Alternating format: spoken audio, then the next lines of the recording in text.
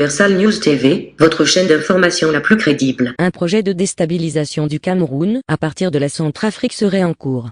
Les services de renseignement camerounais font état d'une rébellion qui serait née en Centrafrique pour semer le chaos au Cameroun. Pour le président Banda-Kani, cette rébellion qui vise à déstabiliser le Cameroun est financée par la France. Mais pourquoi la France tient à tout prix à déstabiliser le Cameroun? Qu'est-ce que la France cherche au Cameroun? Suivons maintenant le décryptage de cette situation par le président Banda-Kani et d'autres analystes qui sont sur le plateau d'Afrique Média. Suivons. Le MLC, Mouvement de libération du Cameroun, c'est donc une mouvance qui s'est créée donc à la frontière entre la RCA et le Cameroun et qui entend donc s'aimer le chaos au Cameroun et surtout le rendre peut-être ingouvernable, en tout cas s'attaquer au régime en place à Yaoundé. L'information qui a été donc donnée par les autorités centrafricaines a reçu l'écho du ministre des Relations extérieures du Cameroun qui l'a répercuté donc au service de renseignement camerounais. De quoi en est-il question? Qui a intérêt donc à déstabiliser le Cameroun et partant tout le golfe de Guinée? Comme on dit en criminologie, à qui profite le crime? Luc Michel, qui a intérêt aujourd'hui à ce que la zone frontalière entre la RCA et le Cameroun devienne ingouvernable? Qui a intérêt aujourd'hui à s'attaquer au Cameroun?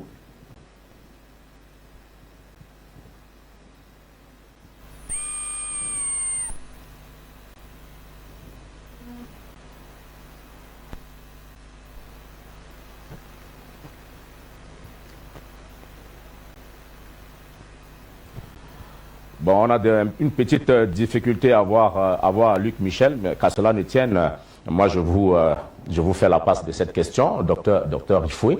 Vous avez quand même appris cette nouvelle, cette information qui retient l'attention des autorités. Ça veut dire que ce n'est pas un canular, ça veut dire que c'est du sérieux. Mais qui a aujourd'hui intérêt à déstabiliser à partir de la RCA, donc le Cameroun? À qui profite le crime, comme on dit en criminologie? Oui, avant de répondre à votre question, il faut préciser que le Cameroun fait face depuis 2017 à une rébellion sécessionniste dans les régions du nord-ouest et du sud-ouest et que la situation sécuritaire est en voie de normalisation dans ces zones-là. Et on constate, tout le monde peut constater qu'au moment où la situation sécuritaire se normalise dans les zones du nord-ouest et du sud-ouest, on apprend, je ne vais pas dire que c'est une malheureuse coïncidence, on apprend qu'il y a un nouveau mouvement de libération du Cameroun qui se crée sur notre frontière orientale. Donc, est-ce qu'il y a un lien entre le fait que le sécessionnisme anglophone ait échoué et l'émergence de ce nouveau caillou dans la problématique de la construction de l'État du Cameroun? Moi, j'ai envie de dire oui. Et je me pose la question, est-ce que ceux qui ont promis de rendre le Cameroun ingouvernable, si on organisait une autre élection, ne sont pas derrière ce projet? C'est une question légitime que tout le monde peut se poser, puisqu'il y a des gens qui avaient déclaré qu'ils vont rendre le Cameroun ingouvernable. Donc, quand vous apprenez qu'il y a comme ça une rébellion qui se crée, d'ailleurs, je crois que la rébellion, c'est le mouvement de libération du Cameroun. Et j'ai entendu le docteur Mbelek tout à l'heure en off se demander s'il ne fallait pas remplacer le L par un R. Bon, suivez mon regard, on se pose un certain nombre de questions. Maintenant, je crois que les forces de défense et de sécurité camerounaises sont suffisamment outillées pour faire face à ce mouvement-là, comme ces forces de défense et de sécurité ont fait face à la menace de Boko Haram dans l'extrême nord, comme elles ont pu résorber de manière très efficace le sécessionnisme anglophone dans les deux régions du nord-ouest et du sud-ouest. Maintenant, lorsqu'il y a une situation comme celle-là, vous avez toujours des acteurs internes qui sont en lien avec des acteurs externes. Donc, il y a forcément une alliance. Maintenant, les acteurs internes, je dis, je ne veux accuser personne. Je constate simplement qu'il y a une conjonction d'événements qui font qu'on puisse pointer le doigt sur certains acteurs politiques camerounais. Maintenant, qui sont leurs soutiens extérieurs, je ne veux pas me prononcer là-dessus. Pour le moment, nous avons une déclaration. Il faut attendre que ce mouvement commence à mener des actions, s'il n'en mène jamais. parce que il peut simplement s'agir d'un effet d'annonce qui serait sans suite. Dans ce cas-là, peut-être que... Dans quel intérêt alors? Bon, dans quel intérêt? Je ne sais pas. Je suppose que c'est un ex-général tchadien qui serait à la tête d'origine tchadienne, qui serait à la tête d'un mouvement camerounais qui a des intérêts en Centrafrique et qui va en même temps déstabiliser le Cameroun. Donc, allez-y comprendre quelque chose. J'attends qu'il y ait des actions sur le terrain avant de pouvoir me prononcer plus avant. Je pense que les alertes ont été données et que les services compétents sont en train d'enquêter pour savoir ce qu'il en est. Si c'est un général sans troupes, bon, c'est sans intérêt. Maintenant, est-ce qu'il a des troupes? S'il a des troupes, d'où viennent ces troupes? Est-ce que ce sont des supplétifs centrafricains? Est-ce que ce sont des anti-Balaka?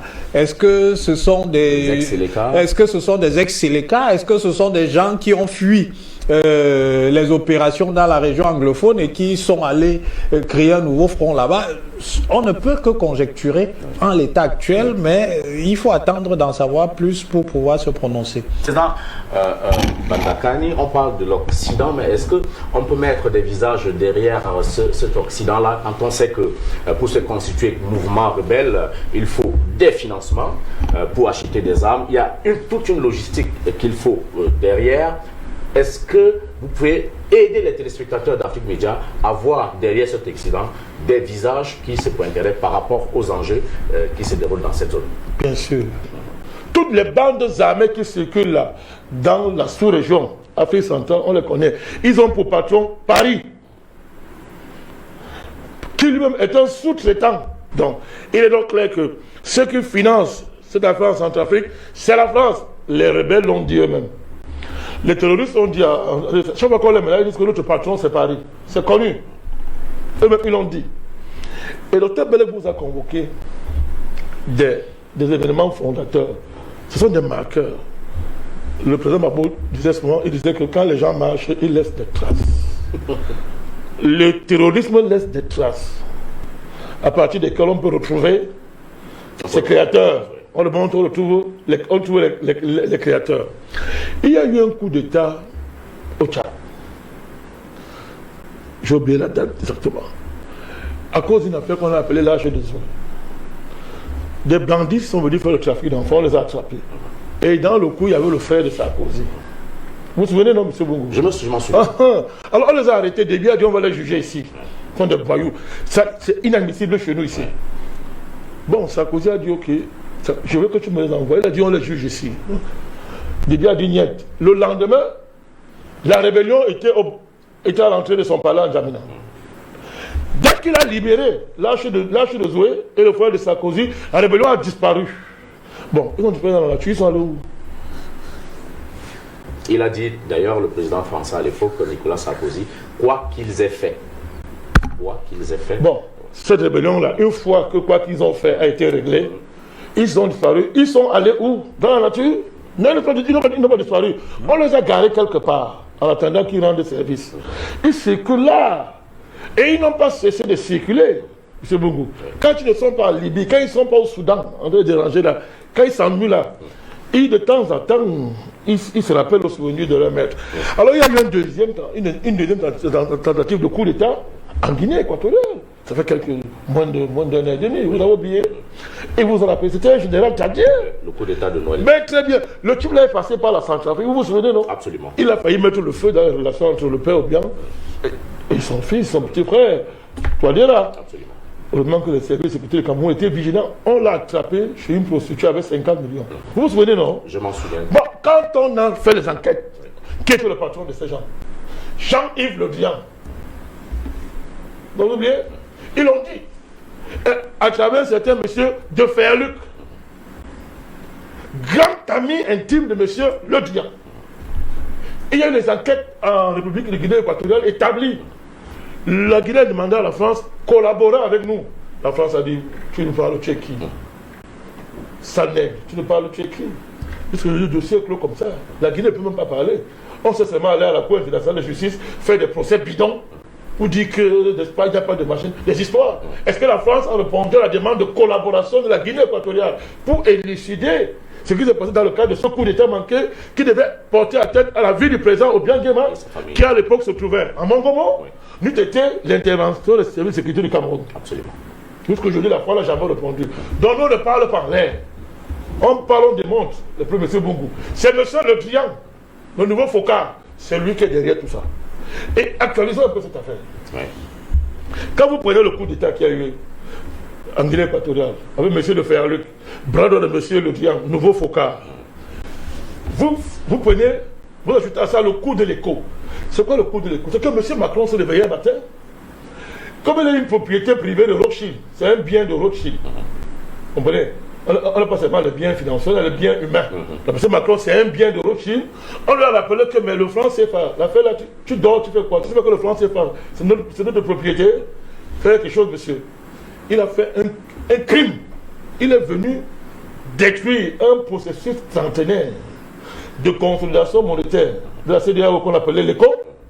Il a détruit ça, il a inventé, il a pris le nom ECO pour aller sataniser ça avec son ami, avec qui il fêtait un anniversaire à Abidjan, le président Ouattara, pour les inventer un ECO. Un crime. Qui est même pire que le franc CFA. C'est-à-dire qu'il fallait encore laisser le franc CFA, que le dire que ECO. Ça, c'est le coup de l'ECO. Alors, la question fondamentale, c'est de demander, mais pourquoi M. Macron va faire l'ECO à Abidjan, il ne vient pas en Afrique centrale? Je vais vous dire pourquoi. Alors, il y a, troisième élément, il y a un document qui a circulé à la faveur du Covid. Un document stratégique des services stratégiques de la France. Ce document disait que le Covid, c'est une arme pour renverser les vieux présidents d'Afrique centrale. Absolument. Vous vous souvenez? Enfin, débat ici. L'effet pangolin. L'effet pangolin. Merci, professeur. Donc, il faut renverser les vieux présidents d'Afrique centrale par le Covid et les remplacer par le nouveau profil. Et ils ont défini le profil. Monsieur Bongo. Oui. Ils ont cité les acteurs de la société civile à mettre en avant, tout ça. Et c'est depuis ce moment-là que vous avez vu sur Internet des musiciens se lever et matin, midi, soir attaquer le Cameroun et son président. Je n'ai pas cité. Matin, midi, soir, ces artistes-là. Vous avez vu des agitations là-bas à Paris. Vous avez même vu des avions qu'on a dressés pour venir contaminer le Cameroun. Il y a les preuves, ce qu'on dit. Hein. Il y a les preuves. Parce que le président Biya, c'est un diplomate, lui n'aime pas montrer les preuves très vite. Mais nous, il y a les preuves. À l'époque, j'ai fait un communiqué, le NPA a fait un communiqué, nous avons exigé une enquête sur ces 2 vols Air France, nous avons dit ça. Il y a les traces. Ouais, les 2 derniers vols. Très bien. Donc, à l'époque, vous avez vu un leader de l'opposition nous dire que Paul Biya était mort. Vous avez oublié ça? Et demander à l'Assemblée nationale de prendre, de déclarer la vacance du pouvoir. Oui. Vous vous souvenez? Je m'en souviens, oui. C'était la suite directe de ce document. Donc, M. Macron et M. Le Drian, en déclenchant le coup de l'ECO directement à Abidjan, en décrisant l'ECO CEDEAO, avait prévu que le Covid allait faire partie Paul Biya, Idriss Déby, Sassou Nguesso, Obiang Nguema, tous ces gens-là dans le Covid. Tous les présidents indociles. Ça devait les faire partie. Il faut bien poser le décor. Et maintenant, vous avez comme dernier élément de buzz la dernière sortie de M. Macron. Il vous a dit quoi? Il a dit, il faut renouveler les générations. Il dit, moi Macron, je vais renouveler les générations. Deuxièmement, il vous a dit, l'Afrique, c'est l'avenir de la France. Troisièmement, il faut mobiliser la diaspora pour renouveler les générations en Afrique. Bon, il n'est pas président du Cameroun. Non. Il n'est pas président d'un pays d'Afrique centrale, non? Non. Qu'il a élu. Il est élu par les Français. S'il est élu, parce que maintenant, nous, on commence à voir qu'il y a aussi dominion français. Il y a dominion français. On nous dit qu'il était 3e et que c'est Marine Le Pen qui était première. Et que par dominion version France, il est devenu premier. Ça a seulement commencé. Hein? Donc, mais alors, il n'est pas élu par aucun peuple de ces pays-là, mais il décide que, il va renouveler des générations. Troisièmement, il va choisir qui va convoquer au sommet France-Afrique. Hein? Quatrièmement, il va fabriquer une diaspora qui doit venir prendre le pouvoir en Afrique. Bon, comme le tableau là, vous voyez que ça va se passer comment? Ça, c'est la version civile de l'affaire. Mais ça marche avec une version militaire. Et là, on n'invente pas au Cameroun, Boko Haram, qui était derrière. La France, on a attrapé les soldats français ici. Comme l'État du Cameroun est géré par un gentleman, on a fait la diplomatie. La France, il n'y a pas de débat dessus. Il y avait une femme qu'on appelait Madame de Roby. C'est quoi Roby? Robichon. Robichon. Certains disaient Robicochon, non, c'est pas moi qui disais ça, quelqu'un disait comme ça. Elle avait un nom bizarre. On l'a attrapée en train d'organiser la guerre entre les musulmans et les chrétiens. Ouais. Oui. On l'a attrapée. Hein. Et elle était au four, au moulin. Cette affaire, ça l'a dépassé, elle est rentrée chez elle. On l'a envoyé un autre. Lui-même, ça l'a dépassé, il est parti. L'autre encore est venu. Bon, il va rentrer lui-même bientôt. Donc, voilà les gens, voilà le tableau global de ce que vous appelez déstabilisation qui finance les groupes après à la frontière Cameroun, République centrafricaine. Terminons avec la SA. Tous les groupes rebelles qui refusent de déposer les armes, de faire la paix, vous disent que leur patron, c'est Paris. Que c'est Paris qui leur dit de ne pas déposer les armes. C'est que, bon, je vais dire ça à mon dos. Si je marre là, allez demander le patriarche maréchal de l'île, va vous dire. Bonjour, on a mon dos vision. Il va vous dire. Ces gens-là font de temps en temps, ils font un tour. Quand le vieux est dans ses missions de paix, hein, les rebelles viennent souvent là-bas, il a dit, mais qu'est-ce que vous dérangez même? De temps en temps, certains parlent, tout ça, et qu'on sort. Vous comprenez? Donc, je dis, pourquoi ici Déby? Le président Déby vous a dit dans une interview ici que ceux qui mettent le feu dans le Sahel, ce sont les gens ce sont les Occidentaux qui ont fait déplacer les gens de la Syrie pour venir mettre le feu en Afrique. Déby l'a dit en public. Donc le maréchal, lui, il a une autre conception de sa diplomatie. Il parle en public. Donc si vous grattez le maréchal, le vieux maréchal, il peut vous dire c'est que certains rebelles viennent lui dire là-bas, quand il est dans ses missions de paix, sont eux qui mettent le feu en Centrafrique. Et comme maintenant la Russie a mis le pied là-bas, la France est dans tous ses États. Elle veut obliger la Russie à s'entendre avec elle pour se partager le magot. Pour l'instant, la Russie résiste. Donc, pour obliger la Russie à venir s'asseoir dans une espèce de nouvelle conférence de Berlin, et j'avais dit aux Africains qu'une nouvelle conférence de Berlin est en gestation, hein, entre la Chine, les États-Unis, la France, l'Angleterre, l'Union européenne. C'est ça. Et l'Allemagne. Contre l'Afrique. Donc, et la France est devant ça. C'est la seule façon pour elle de sortir la tête de l'eau. Parce qu'elle va mourir, puisqu'elle vit aux dépens des Africains. Et elle a rien. La France, c'est un drôle de commerçant qui vend les marchandises dont elle n'est pas propriétaire. C'est bon goût. Elle vend des marchandises qui ne lui appartiennent pas. Donc elle va tout. C'est elle qui est devant ce projet. Donc la France est en train de tout faire pour amener la Russie à s'entendre avec elle pour manger les Africains. La Russie résiste et la présence de la Russie en RCA. Paris n'accepte pas ça. Elle est prête pour mettre le feu dans toute la sous-région Afrique centrale, n'est-ce pas, pour espérer au moins à travers cette géopolitique du chaos, retrouver une place à la table. Merci, Président Mbandakani. Cela nous a vraiment permis de planter le décor. Docteur Jean-Paul Bellec, c'est vrai qu'on ne peut que conjecturer, mais de manière claire quand même, il apparaît aujourd'hui qu'un mouvement revendiquant l'instauration du chaos au Cameroun s'est constitué. Est-ce que finalement vous diriez que les masques sont tombés et que de toutes les façons le Cameroun sait à quoi s'en tenir? Oui, le Cameroun sait à quoi s'en tenir. Les masques vont tomber. Ah, ne sont pas encore tombés. Peu importe. Faire savoir. Oui. Mais bon, moi je suis panafricaniste, oui, au sens plein du terme. Bon, je vais d'abord définir ce que j'entends par panafricanisme. Je ne suis pas néo-panafricaniste. Je rejette cela. Ouais. Parce que c'est pas parce qu'on parle du colonialisme que par réaction on va parler de néo-panafricanisme. Ouais. Parce que nous on est des éternels réactifs. Non. Ouais. Le mouvement panafricaniste tel que formalisé depuis la diaspora, ouais, n'a jamais dit son dernier mot. Et donc il continue. Moi je suis donc dans cette chaîne historique. Parce que quand je me dis panafricanisme, moi en tant qu'Africain, je m'associe dans une chaîne historique qui peut remonter jusqu'à plus de 200 000 ans, comme aime le dit le président Mbandakani. Ouais. Mais tout autre néo-panafricaniste qui est hors du continent africain, sa chaîne va s'arrêter au bout de 60 000 ans. Oui. Parce que ses ancêtres sont sortis d'Afrique, sont partis en Europe par exemple. Donc on n'est pas sur la même longueur d'onde. D'accord. Moi je veux bien que quelqu'un vienne m'aider dans mon combat, mais il ne fait pas le combat pour moi. Ça je refuse. D'accord. Et moi je suis prêt à faire le combat jusqu'au sang. Je le redis encore. Pas peur de ça. C'est ça. Parce que le plus important, c'est la libération totale. On ne peut plus continuer dans l'esclavage. Alors maintenant, j'enchaîne avec le vrai problème. Oui. Donc, en tant que panafricaniste, que le général soit tchadien ou pas, ça ne me gêne pas. Parce que Tchad, tout ça, nous savons très bien qu'à terme, nous voulons une seule Afrique, y compris même la diaspora. C'est ça. Donc moi, ça ne me gêne pas qu'il soit tchadien. Tout comme Ouattara en Côte d'Ivoire, ça ne m'a jamais gêné qu'il soit, burkinabé ou autre. Je m'en fous. Il est africain. Oui. Ça me suffit. Oui. Même il aurait été algérien, ça ne me gêne pas. Pourvu qu'il assume son africanité. Un Africain est un Africain. On ne va pas commencer à compter le pourcentage de sang de telle ou telle origine. Un Africain est un Africain. Mais qu'il soit un vrai Africain pour assumer le destin de l'Afrique de nos jours. Le futur, c'est autre chose. Mais de nos jours, nous sommes dans un combat, on n'a pas encore gagné. Alors, donc ça, j'ai réglé. Ça ne me gêne pas qu'il soit tchadien. Bon.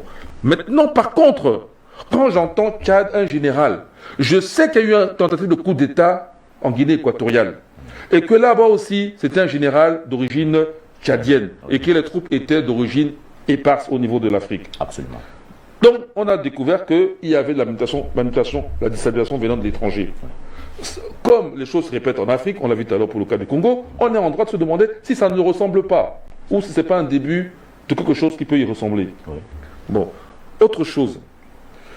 Comment on peut dire mouvement de libération? Le Cameroun va être libéré de quoi? De quel colon qui est encore là, sur place? C'est Paul Biya le colon? Oui. Non, dans ce cas, c'est un endocolon.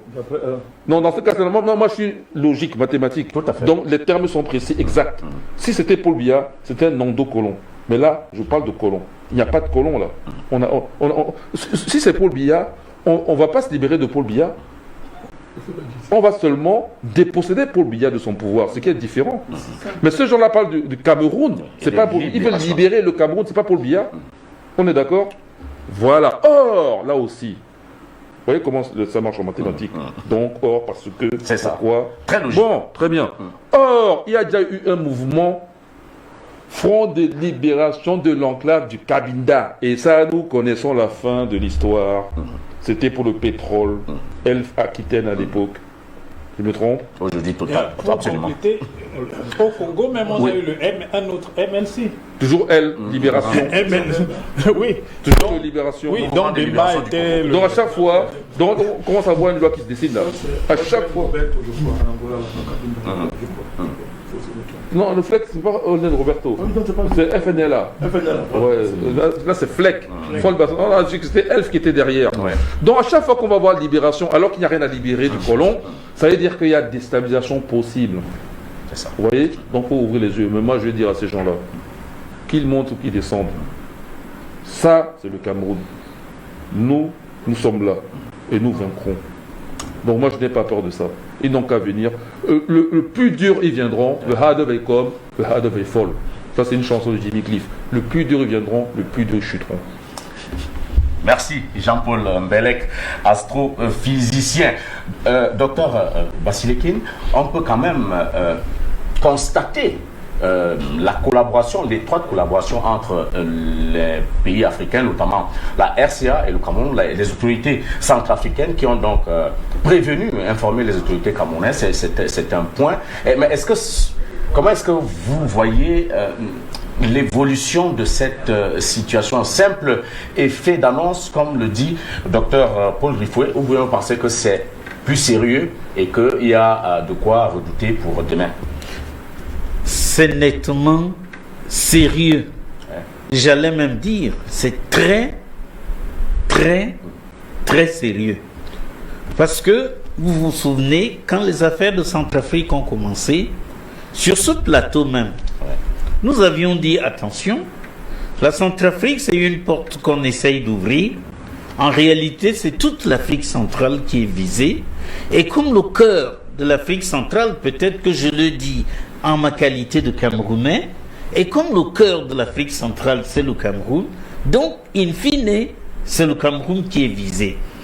Et nous avons tiré l'alarme, et je crois que les autorités camerounaises n'ont pas été distraites, et nous ont écoutés, au moins sur 2 points. Premier point, c'est du Cameroun que l'idée est venue pour que le président Touadéra comprenne que s'il veut s'en sortir, ce n'est pas avec l'aide et la présence des armées françaises. C'est d'essayer de voir ailleurs. Première chose. Deuxième chose, le Cameroun aujourd'hui, on dit que nous avons autant de richesses que des siècles à venir. Et évidemment, quand on y a un crime, on se pose toujours et d'abord la question, à qui profite le crime? Nous savons qu'aujourd'hui, l'Occident a déjà exploité jusqu'à la moelle ses richesses. Et au lieu de réagir normalement, comme on le fait en relations internationales, par la négociation, eh bien, ils veulent deux choses. Premièrement, ramener nos États de 154 à 300. Et on voit pourquoi. Parce que plus on vous a émietté, et plus on peut vous manipuler. Et puisqu'on peut vous manipuler, on peut plus facilement vous exproprier de vos richesses et vous maintenir dans la misère. Donc moi j'ai dit oui, je suis véritablement inquiet par cette annonce, parce que venant de Centrafrique, le président Touadéra, sachant comment les choses se sont passées au début de ses propres difficultés, a bien fait de tirer la sonnette d'alarme au Cameroun, mais il n'y a pas de doute possible. À qui profite le crime? À l'Occident. Parce qu'il s'agit de balkaniser davantage encore l'Afrique, il s'agit de s'approprier les biens de l'Afrique. Souvenez-vous, c'est un Sud-Africain qui l'a dit, mais à l'époque, les tenants de l'apartheid étaient purement et simplement les porte-paroles de l'Occident, puisqu'on a vu comment même la bombe atomique leur a été concédée. Ce qu'ils veulent, c'est l'Afrique sans les Africains, c'est-à-dire l'anéantissement de nos États. Et pourquoi pas le génocide global de tous les habitants d'Afrique, afin que tranquillement ils viennent s'approprier de nos biens. Je suis donc très inquiet, mais je ne suis pas pessimiste, parce que c'est comme une programmation. Point d'attaque, premier point d'attaque, l'extrême nord. Et d'ailleurs, j'irai plus haut. Oui. Avant, c'est Bakassi. C'est vrai, on avait l'impression que ces deux pays africains qui se disputaient une région extrêmement riche. Mais qui nous dit que les Nigérians n'ont pas été montés à l'époque? J'en veux seulement pour preuve que le Cameroun a signé en 1959 des accords selon lesquels tout pays qui s'en prendrait à la France deviendrait ipso facto ennemi du Cameroun, et le Cameroun irait en bataille sans plus réfléchir. Au Nigeria? Oui. Qui s'en prendra au Nigeria?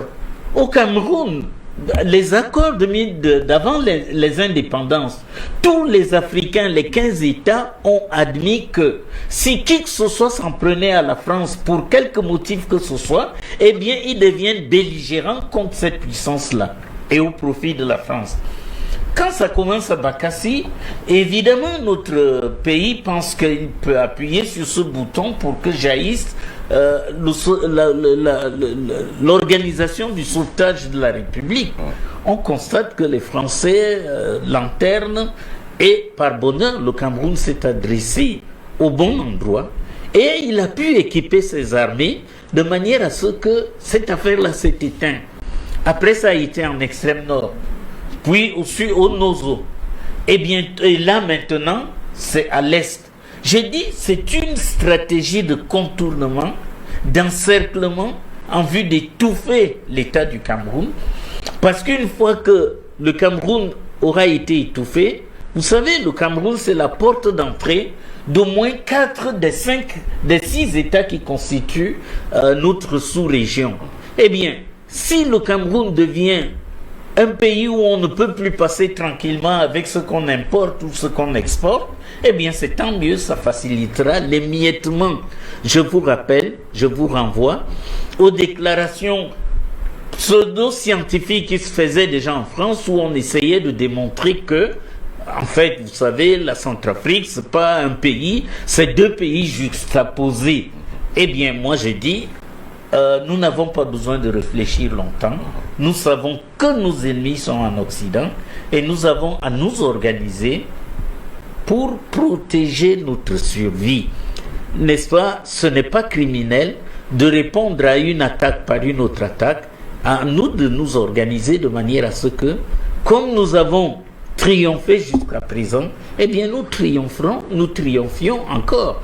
Parce que même l'assassinat de tous les leaders de l'UPC, même la mise hors capacité d'action de l'UPC, eh bien ça n'a pas été totalement une défaite, parce qu'aujourd'hui tout le monde sait que de toute l'Afrique, le seul pays d'Afrique noire qui ait réclamé l'indépendance en cette époque-là, après il y aura les Mao Mao du Kenya qui vont venir, mais à cette époque-là, c'était original et ça nous colle à la peau et ça nous accompagnera toujours dans ce combat de sauvetage de l'Afrique et de notre pays. Eh bien, merci à vous donc, docteur Basile Kimpré. C'est le temps pour nos téléspectateurs. D'abord, vous, Peter, vous nous appelez depuis l'Écosse. Eh bien, allez-y, vous voulez partager avec nous votre regard sur cette actualité entre le Cameroun et la RCA, notamment ce mouvement ce groupe armé qui entend donc créer le chaos au Cameroun et donc aussi en Centrafrique. Nous vous écoutons.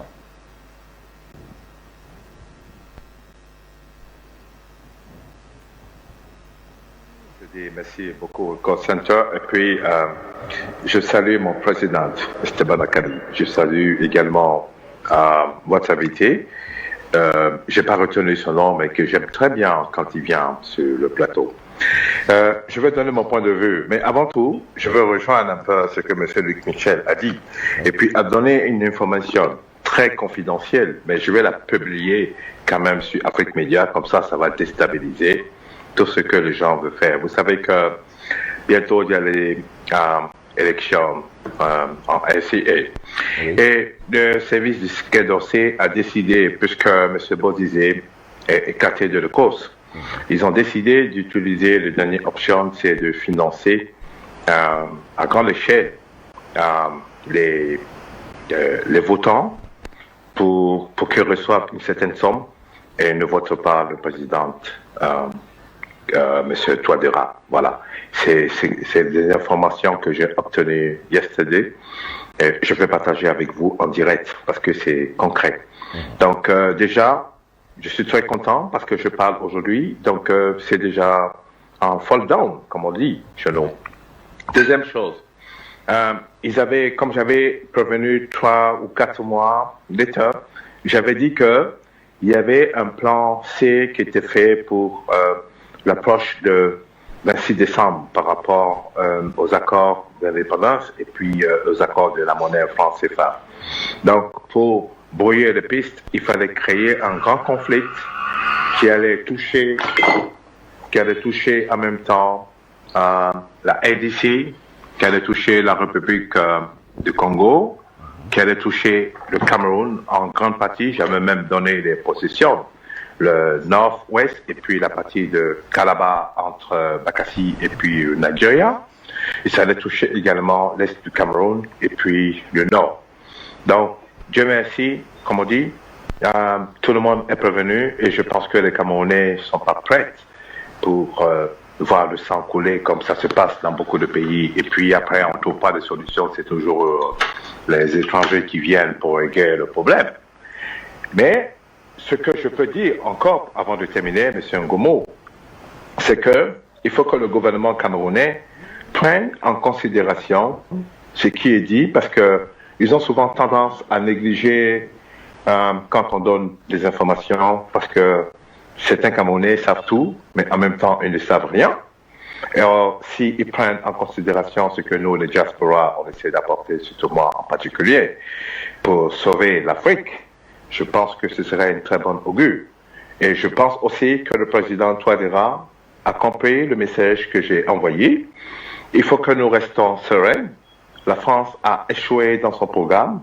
Et comme je dis la dernière fois, l'année 2000, 2021 sera un nouveau départ pour l'Afrique.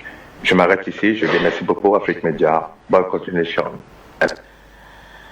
Merci à vous, Peter. Merci donc de la primeur de l'information que vous nous venez de nous donner. On le subodorait déjà. On le subodorait du reste. Et Lamine est revenu. Vous nous appelez donc depuis la Suisse. Et on vous écoute. Quel est votre avis sur cette problématique de la déstabilisation du Cameroun à partir de la RCA?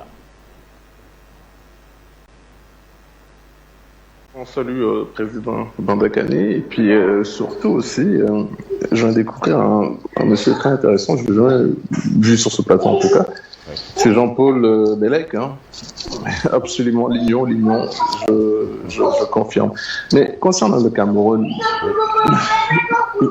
je n'avais parlé la fois dernière, je l'ai dit, dès qu'un président, une institution, attendez, est-ce que j'ai mes enfants qui crient? Attends. Dès qu'un président ou une institution s'élève contre la France, qu'est-ce qu'on va? On va souvent les assassinats. Bon, les assassinats maintenant sont moins visibles parce que le monde a un petit peu évolué. Ou on crée une espèce de déstabilisation, c'est-à-dire pousser le peuple à s'opposer contre le président. Donc oui, le Cameroun aujourd'hui essaie de mener ce non contre cette singerie monétaire. Et là, qu'est-ce qu'on fait? On va essayer de créer des rébellions, les financer. Tout ça, ça rejoint un petit peu ce qu'a dit Luc Michel, parce que quand on écoute l'exposé de Luc Michel, c'est triste en fait. C'est triste, on croit qu'en fait, l'Afrique c'est un laboratoire en fait. C'est quoi, c'est un laboratoire? Il y a des gens qui sont là, qui mettent un rat ici, qui mettent un petit poison, et puis un petit vaccin. C'est quoi ce délire là en fait? C'est choquant en fait. C'est pour ça qu'aujourd'hui, moi même si Paul Biya aujourd'hui vient de se réveiller, je ne sais pas si c'est lié à l'âge, mais c'était parce que c'était pas le Paul Biya qu'on voyait il y a 30 ans. C'est très bien, il faut encourager cela. Mais il faut vraiment la population africaine tienne les choses en main. Là, c'est du sérieux parce que ces gens-là, ce qu'ils sont en train de faire, monsieur le président Bandakani l'avait un petit peu dit plus ou moins. Pour moi, je le dis, ou encore votre collègue qui était sur le plateau, je pense que c'est lui, c'est du légénisme qu'ils font. Ils font de légénisme. Et c'est d'où on va aujourd'hui, toute cette population africaine, cette classe moyenne, supérieure africaine, qui idolâtre, qui donne, qui font rayonner la culture française, c'est du n'importe quoi. Il faut arrêter ça. Ces gens-là ne nous aiment pas. Ces gens-là, ils veulent nous éliminer sur cette planète. Et tout simplement récupérer cette Afrique, pour moi, qui a été inventée par le bon Dieu, c'est-à-dire l'Afrique est là aujourd'hui pour rayonner sa culture à travers le monde entier. Et ces gens-là, ils veulent nous éliminer parce qu'ils ont un complexe. Il y a un problème que je ne maîtrise pas. Ils ont un complexe. Moi, je suis ici. Je suis un enfant de France. Et je le vois, ils ont un complexe sur notre être à nous. Et on le voit en Afrique. L'Afrique, c'est un fromage. Si quelqu'un on le liquide ou encore on crée une rébellion, Dieu merci, on a aujourd'hui Afrique Média, on a un plateau qui est très beau, le plateau il est vachement beau aujourd'hui. Et je pense que si ces personnes-là qui sont sur ce plateau, pour éviter une question des prétentions, je ne vais pas m'inclure là-dedans, si on se multiplie 10, 20, 30, jusqu'à 1000, on va gagner. Et je crois on va gagner. Merci infiniment à vous, monsieur Lamine, sénégalais, mais vous êtes avant tout africain et cela se voit. Merci de regarder Afrique Média en famille. On a bien entendu les voix des gamins en arrière-plan. Merci beaucoup de cette fidélité. Président Bandakani, dernière prise de parole, certainement on va sortir avec vous. Vous pensez que dans cette organisation de chaos, il y a des pays africains qui jouent malheureusement souvent un rôle néfaste pour déstabiliser d'autres pays africains? Les choses se tiennent. Les dynamiques se tiennent, monsieur Bungu. Vous le savez d'ailleurs, la structuration de la thématique pendant ce débat est même prophétique. Je ne voudrais pas dire prophétie autoréalisatrice, mais elle est quand même prophétique. Parce que tout à l'heure, dans le tableau de déstabilisation, on a oublié de faire comprendre que ce qui se passe en RDC est lié à la sous-région Afrique centrale. D'ailleurs, il faut rappeler que quand on parle de la CEAC, la communauté économique d'Afrique centrale, la RDC est dedans. comme l'Angola est dedans. Il faut rappeler ça aux gens. Les gens oublient.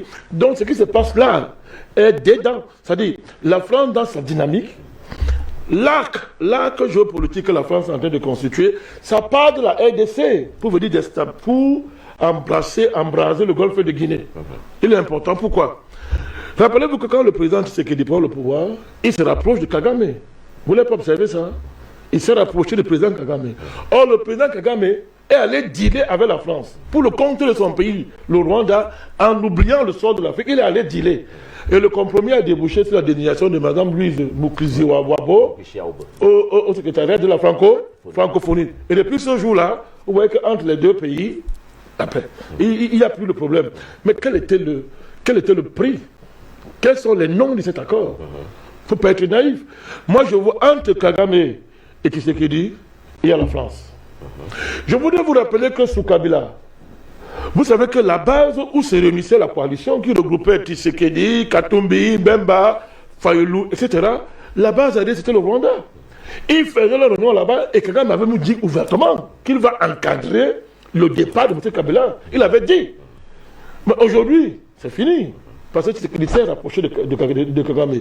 Et quand vous voyez le président Kagame, on a souvent tendance à citer le Rwanda comme référence en matière de bonne gouvernance. Bon, la bonne gouvernance telle qu'on le conçoit vulgairement dans les pays africains, c'est au degré zéro de l'économie. Vous savez ça, c'est les histoires pour insulter les Africains. Donc, Kagame est souvent présenté comme un modèle. Mais il ne faut pas oublier qui est le président Kagame. C'est l'homme de la CIA. Ce n'est pas une injure, hein. Il est arrivé au pouvoir, mais pas des voix. Moi, je ne peux pas accepter ça. Qu'on marche sur des millions de cadavres pour arriver au pouvoir. La géopolitique de Grand Lac a été complètement réécrite, organisée autour de M. Kagame et de M. Museveni. Et ça a coûté un génocide rwandais. Un génocide, mon cher. C'est comme ça qu'est installé le pouvoir de M. Kagame. Ceux qui l'ont porté, l'ont mis là. Ils ne sortent pas de leur nas. Or, ce sont ces gens qui portent la France. C'est pour ces gens que la France travaille. Donc, il était important d'ajouter ce tableau pour voir le grand enjeu du golfe de Guinée. Mais, comme quelqu'un a dit, nous sommes là et nous vaincrons. Il me reste qu'à vous dire merci à vous tous, Dr Mbelek. Merci d'être... Oui, un petit mot. Oui, pourquoi pas. Oui. C'est que je pense que le CFA, légalement, juridiquement, meurt le soir, la nuit du 25 décembre. C'est dans, on va dire, 11 jours. C'est ça. Moins de 2 semaines en tout cas. Voilà. Et je pense que ce genre de choses, comme ce mouvement de libération du Cameroun, voilà, c'est une façon d'effrayer. Mais nous, on ne nous effraie pas. Bon, maintenant, pour le L et le R, MLC et MRC, ce qui se passe, c'est que je ne dis pas forcément qu'il y a une concertation entre MRC et MLC. Mais je sais quand même que la base, c'est-à-dire qu'ici, au Cameroun, pour montrer que c'est un mouvement qui vient de l'extérieur, ici, en interne, aucun parti politique camerounais n'a jamais manifesté une volonté de libérer quoi que ce soit du pouvoir en place, par les armes. Mais la base, qui est lié au MRC, l'a manifesté. Ils ont même dit qu'ils allaient acheter des armes pour les Ambazoniens. Absolument. Donc, à ce moment-là, on peut fixer un peu le phare sur le MRC. Maintenant, du point de vue linguistique, il faut savoir... Oui. Là, je parle aussi de la linguistique comparée. Comment les sons évoluent. Il faut savoir que pour les Africains que nous sommes, bon, d'abord, c'est un phénomène mondial, mais je parle pour nous, les Africains. On part, avec l'évolution temporelle, avec le temps, on passe du R au L. Et encore aujourd'hui, par exemple, ici au Cameroun, il y a des gens qui ont du mal à dire Cameroun. Pourtant, c'est le nom que nous donnons à notre propre pays. Ils disent Cameroun ou Cameroun. Ils ont du mal à prononcer. Donc, c'est connu ce fait. On appelle ça l'alternance RL en linguistique. Donc, quand quelqu'un met MRC et l'autre met MLC, pour le Camerounais lambda, qui a ce problème linguistique, pour lui, ça sonne pareil. Donc, ça remet encore plus en évidence la collusion possible entre MLC et MRC. Phare sur le MRC. Et nous ne sommes pas effrayés, nous sortirons du CFA. Logique, toute mathématique du docteur Mbelek. Astrophysicien. Merci à vous tous. Merci. Vous êtes sur Universal News TV. sur la table une interrogation qui taraude des esprits des uns et des autres, une interrogation qui porte notamment sur le ministre des Affaires étrangères français. Il s'agit de Jean-Yves Le Drian. L'on se pose la question de savoir s'il est le pourvoyeur des rebelles pour la déstabilisation du Cameroun, et ceci depuis la République centrafricaine, notamment dans la région de Gaulle. Nous en parlons ce matin avec vous, Bandakani. Bonjour. Bonjour, Madame Dédi. Je suis très content de me retrouver avec vous et très heureux au regard de votre professionnalité qui est reconnue. Je salue tous les sympathisants, ceux qui sont attachés, ceux qui sont mariés, permettez-moi l'expression, en ligne rouge, et qui sont des lèvres tôt, se lèvent très tôt pour suivre notre émission. Je salue les techniciens, sans qui ils ne pourront pas travailler dans de bonnes conditions. Merci, Madame Linda Dédi, de m'avoir invité.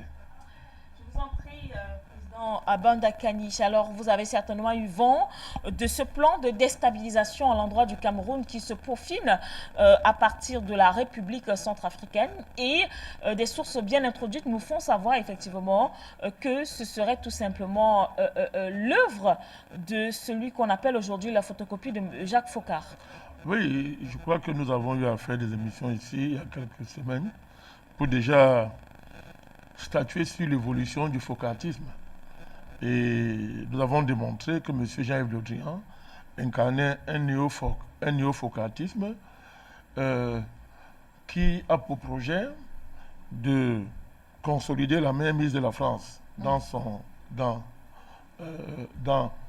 mythique précaré. Mythique parce qu'il est évident que la France perd de plus en plus du terrain en Afrique francophone, pour être précis.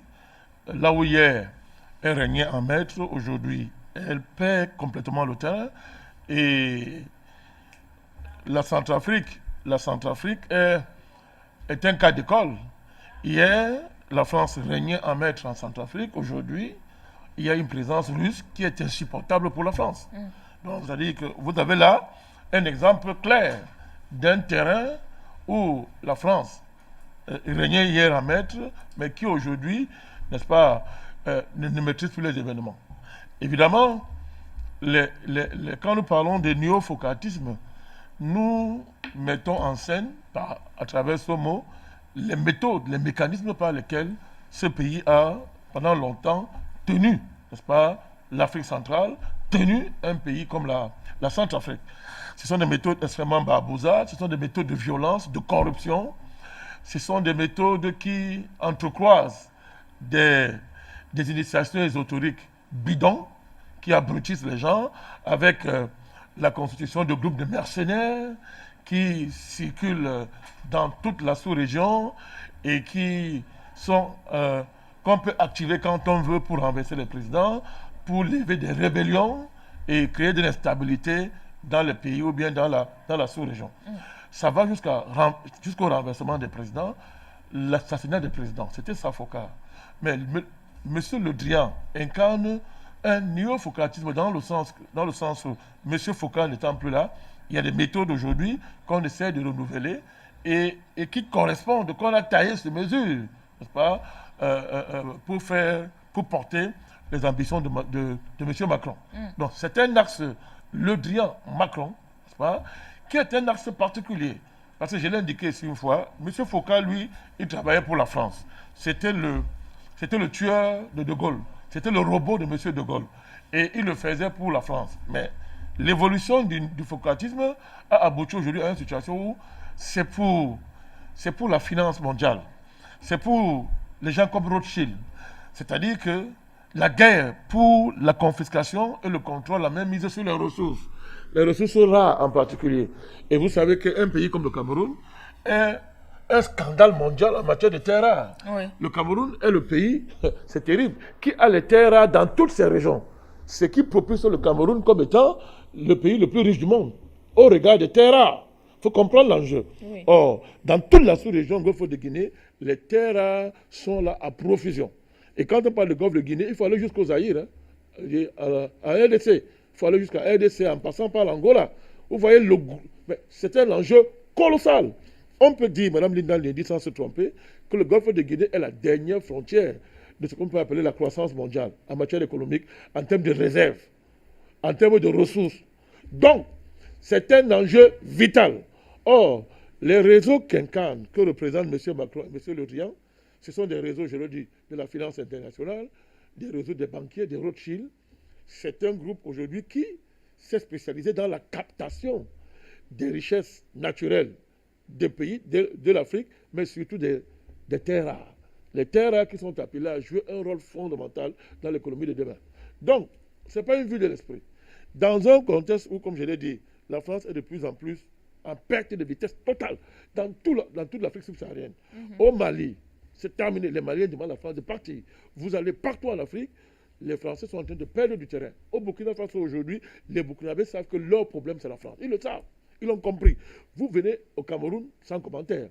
En Centrafrique, aujourd'hui, le président Touadéra a opéré une diversification des partenariats qui met la France dans une situation inconfortable.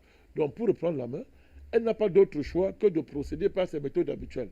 C'est-à-dire monter des groupes de rebelles pour créer le chaos, faire chanter les régimes et obtenir donc, n'est-ce pas, les ressources. C'est de cela qu'il s'agit. Et l'enjeu du Cameroun est très lié à l'enjeu centrafricain. Et cet enjeu ne peut qu'être s'étend automatiquement à toute la sous-région. Je vous dis, Mme Linda Dedi, que ce qui se passe en RDC actuellement est lié. Ce qui se passe en RDC est lié à la Centrafrique, est lié au Cameroun.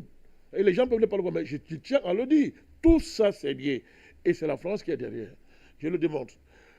La France... Jean-Yves Le Drian ou la France? Non, Le Drian, les deux. Bon, moi, je veux... La nuance entre Le Drian et la France, c'est compliqué parce qu'aujourd'hui, M. Le Drian travaille pour M. Macron. Il travaille pour les réseaux qui ont placé M. Macron au pouvoir. Ces réseaux, je vous les donner. C'est le réseau Rothschild. Ce sont des réseaux Rothschild, des banquiers qui aujourd'hui sont spécialisés dans la captation de ressources naturelles du pays. Parce que contrairement à ce que les gens pensent, le banquier, quand on parle de Rothschild, ce n'est pas une affaire d'argent. La richesse, ce sont les ressources naturelles. D'accord. Ils nous fabriquent la fausse monnaie, ils nous balancent ça, mais ce qui les intéresse, c'est de contrôler notre sous-sol. Parce que dans la bagarre géopolitique mondiale, actuellement, parce qu'il faut d'abord comprendre comment la géopolitique mondiale est en train d'évoluer actuellement. Donc quand vous regardez ça, vous comprenez que pour gérer cette bataille, Mme Linda Dedi, il faut avoir ce qu'on appelle le privilège de ressources rares, de ressources naturelles rares. Ce privilège, on l'obtient où? En Afrique. C'est en Afrique que ça se joue. Et quand on dit en Afrique en particulier, dans le golfe de Guinée, Mme Linda Dedi, c'est de cela qu'il s'agit. Or nous, quand on analyse la géopolitique mondiale, on voit pays par pays. Mais ces gens-là pensent par région. Ils dessinent des régions. Et quand on parle du golfe de Guinée, c'est une région. Vous pouvez parler du golfe de Guinée sans intégrer la RDC. Vous n'avez pas compris cette affaire. Sans intégrer l'Angola. Or, je suis en train de vous démontrer qu'aujourd'hui, M. Le Drian, puisqu'on parlait de lui, mais il est au cœur du conflit Tshisekedi-Kabila. M. Tshisekedi a été reçu à Paris, il n'y a pas longtemps, où la France décide de créer une école de guerre, Mme Linda Dedi. Cette école de guerre a pour fonction de former les officiers supérieurs de l'armée congolaise. Vous savez ce que ça veut dire? Ça veut dire que la France fait un pacte avec M. Tshisekedi pour complètement chasser, comment on dit ça? C'est-à-dire que transformer l'armée congolaise, c'est-à-dire écarter l'ossature de cette armée, qui était cette armée sous Kabila, et remplacer ça par une nouvelle armée. On fait ça pourquoi? Pas pour vos beaux yeux. Ils font ça parce que c'est la guerre. C'est la guerre. Quand on oppose Kabila à Tshisekedi, on crée le chaos. Quand on oppose Touadéra à des groupes rebelles qui refusent de désarmer, on crée le chaos. Et lorsque vous regardez la frontière centrafrico-camerounaise, Mme Linda Dedi, à l'endroit où on l'appelle De Gaulle, il y a une zone qu'on appelle la zone De Gaulle. Observez bien cette zone si vous avez une carte. Vous allez voir cette zone, vous allez voir que cette zone-là est hautement stratégique. C'est un grand carrefour géostratégique. Et vous allez voir que le mouvement de libération du Cameroun, là, qui est en gestation là-bas, c'est là où ce mouvement est en train de... C'est son territoire. C'est son territoire potentiel. Mais ça ne vous dit rien? Vous voyez donc, c'est un axe bien tendu. Un axe stratégique bien tendu qui ne peut avoir pour point de chute que le Cameroun peut déstabiliser. Parce que si le Cameroun n'est pas déstabilisé, il sera très difficile de prendre le golfe de Guinée. Surtout quand on présente le Cameroun sur la carte de l'Afrique, on parle justement du centre de l'Afrique, au nord de l'Équateur. C'est la gâchette. C'est-à-dire que si on dit souvent que la balle, c'est à Madagascar, au bout, c'est le Cameroun qui a la gâchette. Donc, pour le Cameroun, la balle sort. Donc, mais c'est clair ce que vous êtes en train de dire. C'est-à-dire quand vous regardez la carte, c'est bien clair, Madame Lidandjedi. Vous voyez très bien que si la France ne déstabilise pas le Cameroun, si la France ne prend pas le Cameroun, l'axe qu'elle a dessiné, cet arc-là qui est dessiné là, comment on va dire ça? C'est un arc très fragile. Il ne sera pas opérationnel. Pour que cela soit opérationnel, il faut qu'on déstabilise le Cameroun. Donc l'enjeu, il est majeur. Alors, il est majeur. Président Banaké, est-ce que c'est ce qui justifierait justement le fait que le Cameroun aujourd'hui, notamment dans ces 4 pôles, soit victime ou du moins soit en proie à la présence massive de certains groupes rebelles? Quand je parle de cela, je pense aux Nozo, je pense justement à la frontière Cameroun-Centrafrique avec bien sûr ces rebelles du MLC et sans toutefois oublier Boko Haram. Mais vous avez tout compris. Vous avez tout compris. Le Cameroun est dans une guerre, est en guerre asymétrique depuis au moins 15 ans. Je peux dire que ça date de 20 ans. Cette dynamique de déstabilisation du Cameroun date au moins de 20 ans, Madame Linda Dedi. Boko Haram, vous allez comprendre, je vais bien vous expliquer ça. Imaginez, vous voyez la dynamique, imaginez le Tchad. Si le président Déby n'était pas là pour stabiliser au Tchad, imaginez que le président Déby ne soit pas là. Vous imaginez aussi que le président du Nigeria ne soit pas là. Je parle de M. Buhari. Vous imaginez en Centrafrique, M. Touadéra ne gagne pas les élections et que Tshisekedi réussit ce qu'il est en train de faire en RDC. C'est terminé. Pourquoi? Actuellement, au Nigeria, le président Buhari est très conscient du danger qui consiste à jouer avec des rébellions. Parce que le pays a connu une rébellion avec le Biafra. Et le Nigeria connaît très bien que s'il s'amuse, le pays va éclater. Imaginez donc le Nozo et que vous avez un pouvoir qui arrive au Nigeria, qui est placé par les Joe Biden, qui est placé par ce réseau-là international, qui est placé là. Vous avez un gouverneur, le gouverneur de Cross River, qui dit carrément qu'il ne reconnaît pas les accords de Gintre. Parce que par là, il dit qu'il ne reconnaît pas ça, qu'il faut remettre Bakassi au Nigeria. Ça veut dire quoi? Ça veut dire que le Nozo, ils auront une base arrière, claire et nette, pour leurs opérations. Alors, vous imaginez donc que le président du Tchad, si c'est par hasard, il n'est pas là, Madame Linda Dedi, et qu'un pion, comme M. Moussa Faki, qui fait le cinéma là-bas à l'Union africaine, qui dit que l'Afrique attend les vaccins, parce qu'il va être un président, il donne les gages. Mais qu'un type comme ça la débarque là-bas. Le Boko Haram, écoutez bien, Boko Haram a une base arrière, maintenant claire et établie. Vous avez maintenant en Centrafrique, le président Touadéra ne gagne pas les élections. C'est-à-dire que M. Jean-Yves Le Drian fait son cinéma en Centrafrique et il réussit. Madame Dina Dedi, le Cameroun explose en 1000 morceaux. Le Cameroun est prêt aujourd'hui à affronter tout agresseur extérieur. De nombreux Camerounais pensent que si la France tente de déstabiliser leur pays, il n'y aura pas d'évacuation possible de Français. Tous périront dans la même flamme. Ceci étant valable pour n'importe quel autre agresseur. Ici, Christine Muriel, pour Universal News TV. Merci de suivre Universal News TV sur YouTube. Nous vous rassurons que les informations que nous diffusons au quotidien sont suffisamment crédibles. Alors, n'hésitez pas à liker la vidéo si elle vous plaît, et si vous êtes nouveau sur la chaîne. N'oubliez pas de vous abonner et d'activer la cloche de notification pour ne pas rater nos prochaines vidéos.